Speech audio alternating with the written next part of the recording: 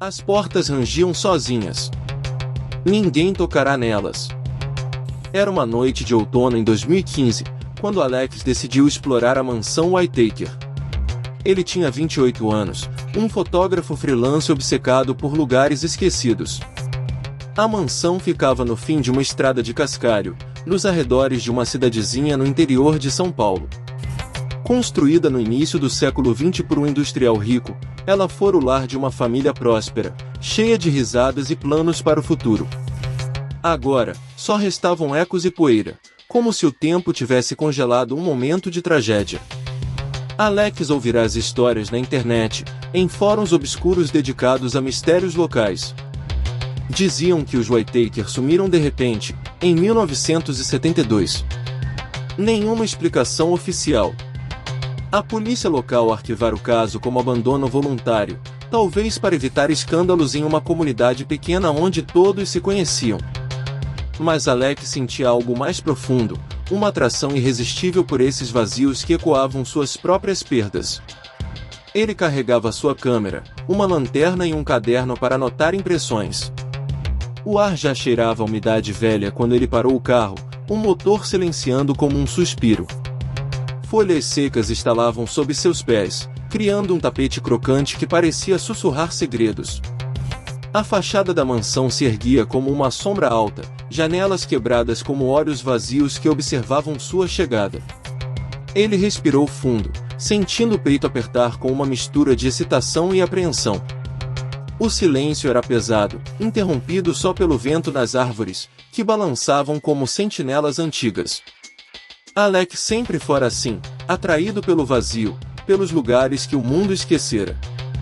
Sua mãe morrera jovem, quando ele tinha apenas 10 anos, deixando-o com memórias fragmentadas de uma casa que outrora fora cheia de vida.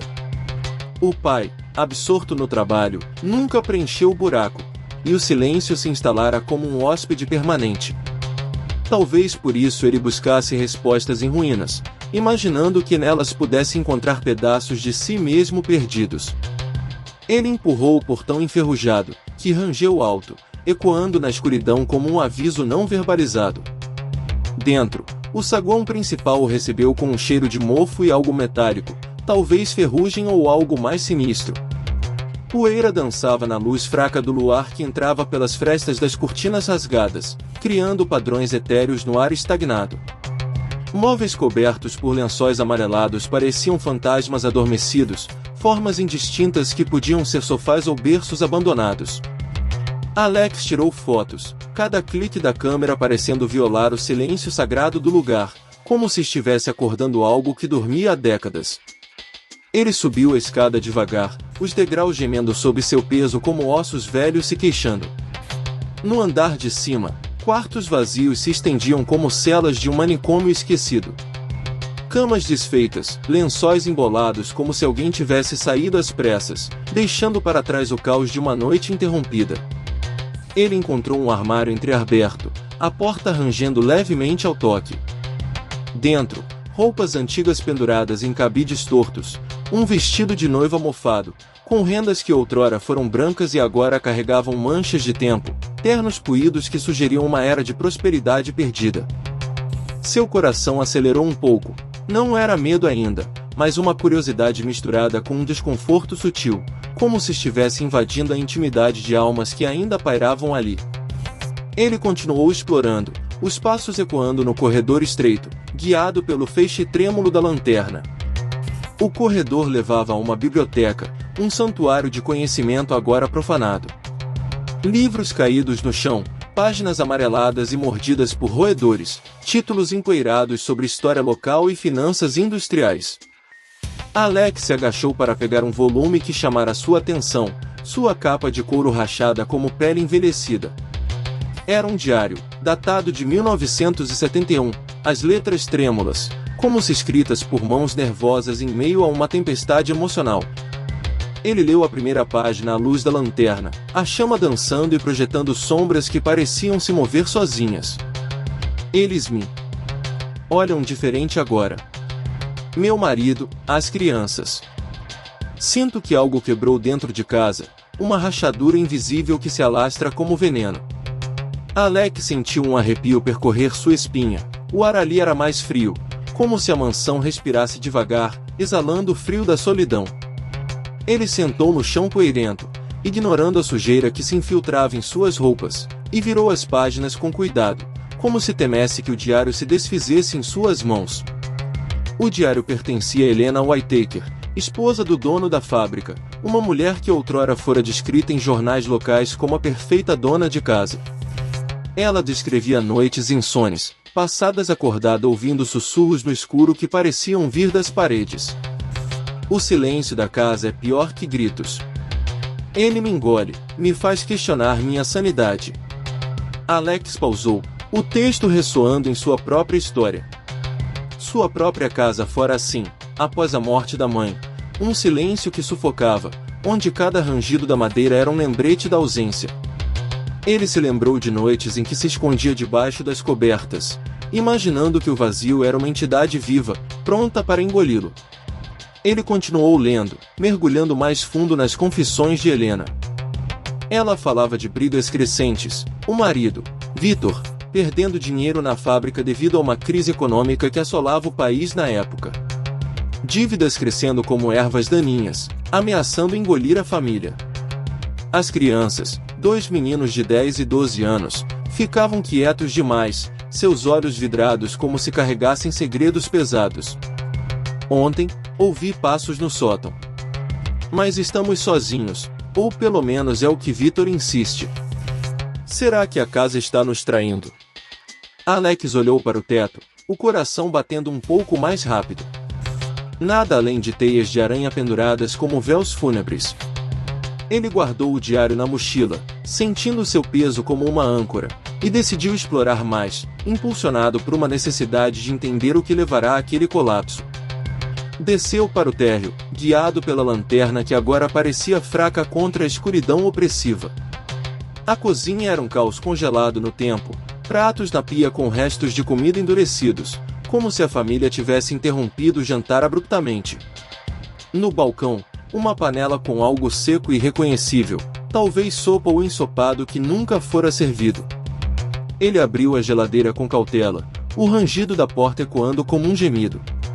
Vazia, exceto por um cheiro azedo que o fez recuar, um fedor de decomposição que impregnava o ar. Seu estômago revirou, uma náusea que ia além do físico, tocando em algo primal. Algo não batia nessa cena. Por que deixar tudo assim? Como se o tempo tivesse parado em um instante de pânico.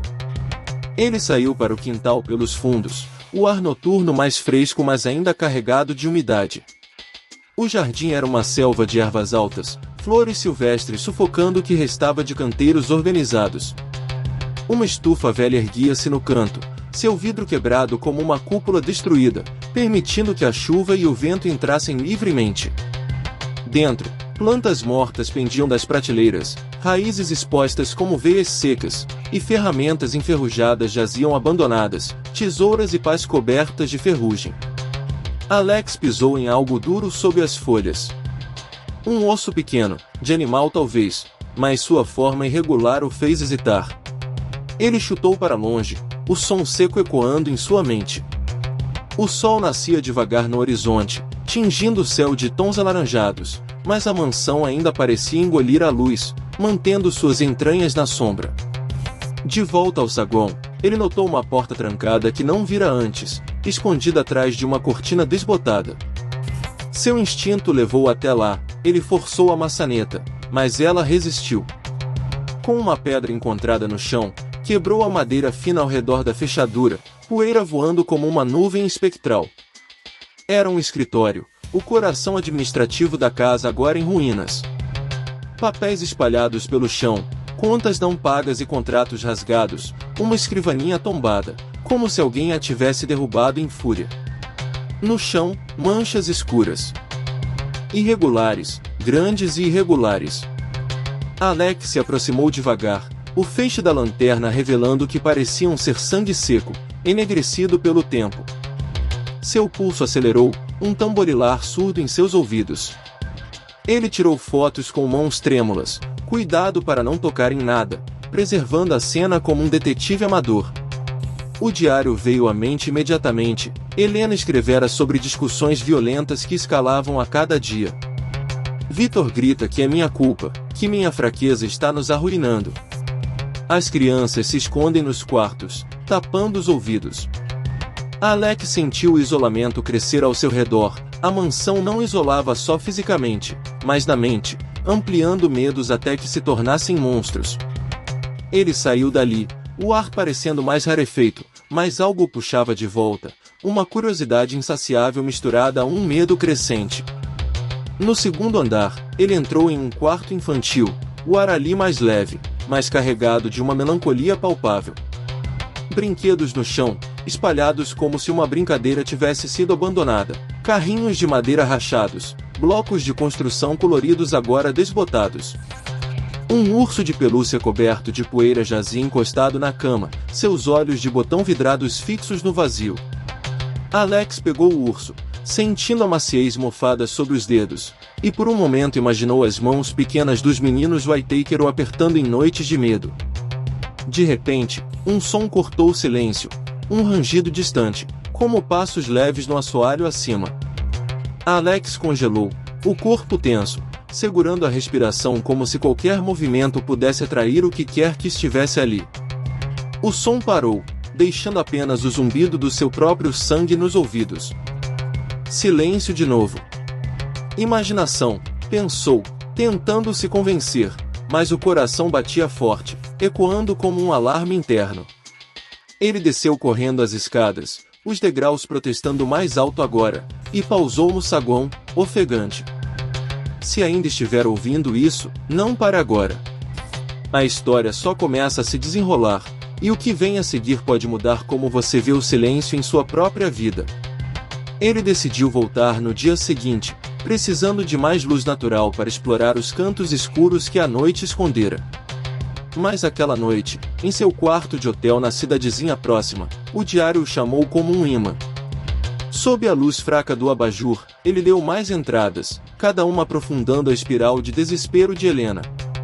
Ela descrevia paranoia crescente. Sinto olhos me seguindo pelas paredes, como se a casa tivesse ganhado vida e nos julgasse. Vitor diz que estou louca, que as dívidas estão me enlouquecendo, mas ouvi batidas no porão esta noite, ritmadas como um coração enterrado. Alex imaginou a mansão viva, paredes pulsando com memórias não ditas, e se perguntou se sua própria casa, após a morte da mãe, não havia sido assim, um lugar onde o silêncio se transformava em sussurros acusadores. Ele se lembrou de exemplos de sua infância, noites em que o pai trabalhava até tarde, deixando-o sozinho com o tic-tac do relógio, cada som amplificado em monstros imaginários. Dormiu mal, sonhos agitados com sombras que se estendiam das paredes, rangidos que se transformavam em vozes sussurrando seu nome. No dia seguinte, o sol de outono filtrava pelas árvores, mas Alex sentia um peso no peito ao retornar. Ele chamou um amigo, Marco, para acompanhá-lo, precisando de uma perspectiva externa para ancorar sua imaginação fértil. Marco era cético por natureza, um engenheiro de 30 anos que ria de lendas urbanas e preferia fatos a fantasias. É só uma casa velha, Alex.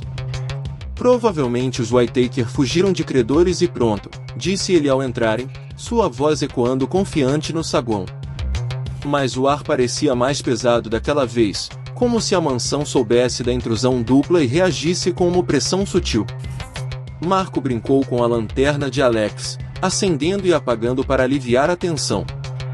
Vamos ao porão primeiro, acabar com isso de uma vez. Desceram pela escada estreita nos fundos da cozinha, a escuridão total os engolindo como uma boca faminta. O cheiro era de terra úmida e podridão, um fedor que se agarrava às narinas e evocava imagens de sepulturas. No chão de terra batida, caixas velhas empilhadas, cobertas de teias e excrementos de roedores. Marco chutou uma delas, rindo quando ratos fugiram em pânico, seus olhos vermelhos brilhando na luz. Alex riu nervoso, mas o som saiu forçado, ecoando de volta como uma zombaria. Mas então, viram algo que mudou tudo, uma parede falsa, tijolos soltos em um padrão irregular, como se alguém a tivesse construído às pressas. Marco, com sua mente prática, Puxou um tijolo com as mãos, revelando um espaço pequeno atrás, um nicho escondido nas sombras. Dentro, ossos humanos, dispostos de forma desordenada, crânios pequenos, de crianças, com cavidades oculares vazias que pareciam acusar os intrusos. Alex recuou, bile subindo a garganta, o mundo girando por um instante. Meu Deus, isso é real, murmurou, a voz trêmula. Marco, pálido mas composto, chamou a polícia pelo celular, o sinal fraco da área rural demorando a conectar. Enquanto esperavam, sentados no chão frio do porão, folhearam papéis amarelados encontrados no nicho, cartas de dívida de bancos locais, um testamento rasgado ao meio, e uma nota final de Helena, escrita em tinta borrada: não aguento mais o peso. Vitor planeja nos matar por dinheiro do seguro, mas eu farei primeiro, para poupá-los do sofrimento. Perdoem-me. A polícia chegou horas depois, sirenes cortando o silêncio rural como uma lâmina. Isolaram a mansão com fitas amarelas, transformando o lugar em uma cena de crime oficial. Alex e Marco deram depoimentos detalhados, descrevendo cada achado, cada sensação. Os ossos foram identificados como pertencentes aos meninos Whittaker, mortos em 1972 por asfixia, provavelmente com travesseiros ou mãos trêmulas. Vitor sumira, Helena também, mas agora as evidências apontavam para uma tragédia interna, culpa, loucura alimentada pelo isolamento. A mansão guardara o segredo por décadas, suas paredes absorvendo o horror como uma esponja. Alex sentiu o peso esmagador disso tudo, refletindo sobre como o isolamento pode transformar uma família em uma prisão. Ele pensou em exemplos históricos que lera, famílias isoladas em fazendas remotas, onde brigas por terra levavam à violência, ou casos de true crime onde o silêncio rural escondia abusos por anos. Noite após noite, ele sonhava com a casa, passos ecoando em corredores infinitos, sussurros de Helena pedindo ajuda. Se você está sentindo esse frio na espinha, alguém precisa ouvir isso também, compartilhar para que o silêncio não nos consuma como consumiu eles. Meses se passaram em uma névoa de investigações. A polícia reabriu o caso com fervor, vasculhando arquivos antigos e entrevistando vizinhos que ainda viviam na área. Encontraram Vitor vivo, em uma cidade vizinha, idoso e amnésico, vivendo em um asilo modesto.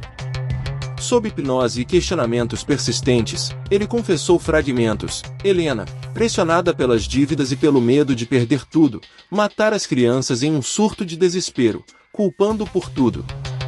Depois, se enforcara no porão, deixando o corpo para trás. Vitor fugira, aterrorizado e culpado, deixando a mansão como um túmulo vivo. Mas Alex não parava de voltar à mansão em pensamentos, mesmo após sua demolição meses depois. As máquinas pesadas reduziram as paredes a entulhos, mas as fotos que ele tirara mantinham viva em sua mente e em seu portfólio. Ele via ecos de Helena em sua mãe, o silêncio opressivo em sua própria vida solitária. O trauma não some com o tempo, ele persiste, como ecos em paredes vazias, esperando para ser confrontado. Alex começou a escrever sobre isso, transformando a experiência em artigos para revistas de mistérios, adicionando reflexões sobre como o isolamento psicológico pode corroer laços familiares. Ele citava exemplos de sua pesquisa, o caso de uma família em Minas Gerais, onde dívidas semelhantes levaram a um duplo homicídio em 1980, ou histórias internacionais, como a de mansões assombradas na Europa, onde segredos familiares se revelavam em diários escondidos.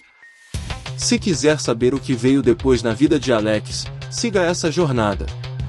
Mas cuidado com o que vai encontrar nas sombras da sua própria casa, nos silêncios que preenchem suas noites. A mansão Whittaker não era só pedras e madeira. Era um espelho de medos humanos profundos, culpa que corrói devagar, silêncio que sufoca como uma mão invisível, transformando amor em algo irreconhecível. Alex ainda ouve rangidos à noite, em seu apartamento na cidade grande, e se pergunta se o passado realmente morre ou apenas se esconde, esperando o momento certo para render novamente. E você, ouve algo no silêncio da sua casa? Talvez seja a hora de escutar mais de perto, antes que os ecos se tornem gritos.